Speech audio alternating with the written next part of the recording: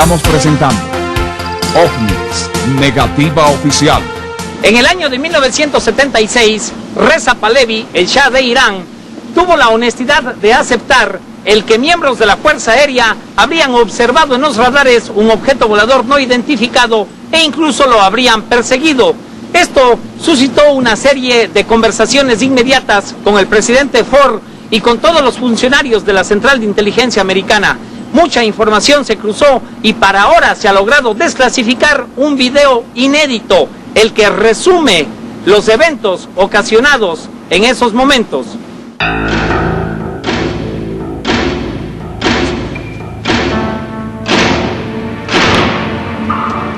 Al principio pensamos que eran los iraquíes. De repente vi ese objeto volador girando y girando y girando y subiendo y subiendo. Y le dije a mi madre, acabo de ver un platillo volador, vi un ovni. Yo me estaba preparando para derribarlo. Fue visto por civiles, pilotos, generales y el radar de la Fuerza Aérea. Los informes iban y venían del Shah al presidente Ford. La película que estamos viendo recrea los eventos diarios con el personal militar que presenció el más importante encuentro con ovnis que este programa jamás ha investigado. Esta cinta es vista por primera vez fuera de Irán y fue producida por su gobierno y por mala suerte un día podría ser usada por el ayatollah Khomeini para desacreditar la conducta de su antecesor. Cuando vi la velocidad con que volaba el objeto, pensé, eso no es un helicóptero y tampoco es un avión, así que debe ser un objeto volador no identificado. La lectura del radar dentro de la torre de control de la base aérea de Mehrabad indicaba que el objeto era como un gran Boeing 707. La situación era seria y el general brigadier Nader Yousefi, comandante de la base de operaciones y el número 3 en la Fuerza Aérea iraní, fue notificado inmediatamente. Quería informarme que los aviones iban a despegar de su base para la lucha aérea.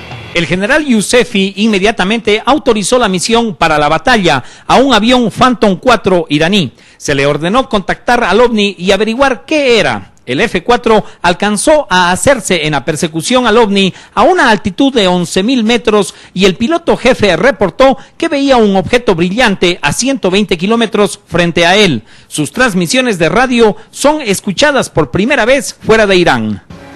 Me acerco a un objeto brillante. ¿Y qué es lo que estás viendo exactamente? Está sobre Teherán. Puedo verlo. Estoy a 80 kilómetros. ¿Qué hago? ¿Puedes identificar el objeto? El F-4 se estaba acercando rápidamente, pero cuando el piloto llegó a 16 kilómetros del ovni, todos los instrumentos de a bordo fallaron. El F-4 se retiró y luego regresó para un segundo intento. Otra vez fallaron los instrumentos. Cuando me acerco al objeto, mis instrumentos no funcionan. Tengo miedo. ¿Qué hago? Tengo poca gasolina. ¿Me escuchas? Sí, te escucho. Si crees que es peligroso, retírate. Era como si una fuerza electromagnética estuviese repeliendo al avión. Los pilotos nunca pudieron acercarse más de 11 kilómetros sin que fuesen forzados a retirarse. Esto sugería una especie de mecanismo de control del fenómeno. Probablemente del mismo sistema del avión. Como si cuando el aeroplano ya no presentara peligro, pudiera cambiar la radiación o cualquiera que fuese la energía o el efecto. Entonces los sistemas volvieron a la normalidad. Colgué el teléfono y corrí al balcón a ver si podía ver el objeto. Vi una gran estrella en el cielo. Era por lo menos 2 veces más grande que las otras estrellas. Pregunté a la torre de control que qué había sucedido. Me contestaron que nuevamente habían perdido la comunicación. El general Yousefi ordenó a un segundo F-4 que interceptara al ovni. El piloto y jefe era número 1 en artillería aérea, el mayor Hussein Jofari. Suceden cosas extrañas. No identificamos al objeto. A menos de 18 kilómetros se desactiva mi equipo de emergencia. No podemos identificar el objeto. Podrás acercarte más. Acércate como puedas.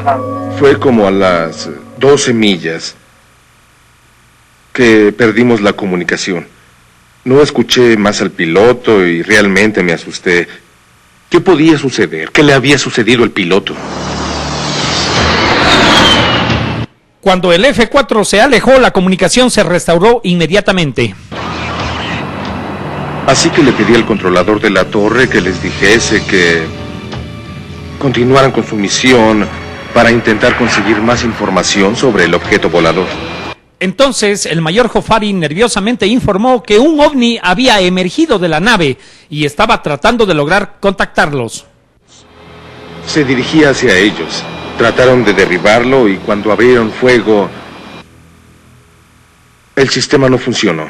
En ese momento era inoperable y no pudieron lanzar los misiles. Los pilotos intentaron lanzarse fuera de sus asientos, pero el botón de expulsión estaba atorado. Todos los sistemas eran inoperables. Entendimos que todos los sistemas de fuga estaban descompuestos. Así que lo único que hice fue pedir a Dios, Dios sálvalos. El F-4 no tenía otra alternativa que la fuerza G negativa para escapar del hostil ovni. Cuando el avión se encontraba a 16 kilómetros del ovni grande, el más pequeño se fue. Toda la comunicación a bordo se reanudó y todos los mecanismos volvieron a la normalidad. El mayor Jofari informó que el objeto volador más pequeño parecía estar aterrizando en la cima de una montaña al sureste de Teherán. Este aterrizaje fue confirmado por el radar de la torre de control. El general brigadier Yousefi atestiguó el aterrizaje desde su balcón. El ovni aterrizó en la cima de una montaña. Ahí se dio la comunicación entre la nave nodriza y el pequeño objeto volador. Las luces entre ambos estaban conectadas.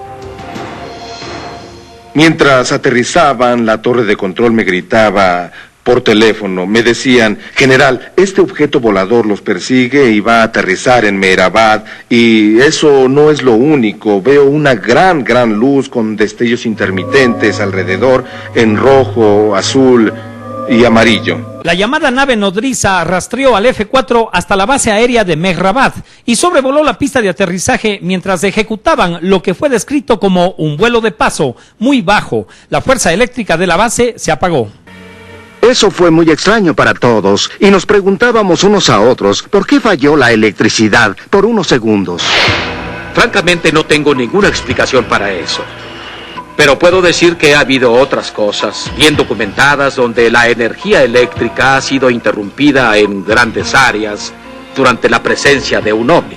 Después del sobrevuelo, la nave se fue hacia el oeste, como si dijese misión cumplida. Equipos de rastreo fueron enviados al lugar del aterrizaje de la nave pequeña, mientras la torre de control trataba de localizar a la nave nodriza. Esta fue vista 5 minutos después sobre el Mediterráneo por un piloto de la Fuerza Militar Egipcia. Después se observó el ovni sobre Lisboa, en Portugal. El piloto, el personal de vuelo y los pasajeros de un avión KLM informaron haber visto un objeto no identificado que volaba en dirección oeste hacia el Atlántico. Esa fue la última vez que se vio a este objeto. Conocemos las capacidades de otros países y la capacidad de sus aviones.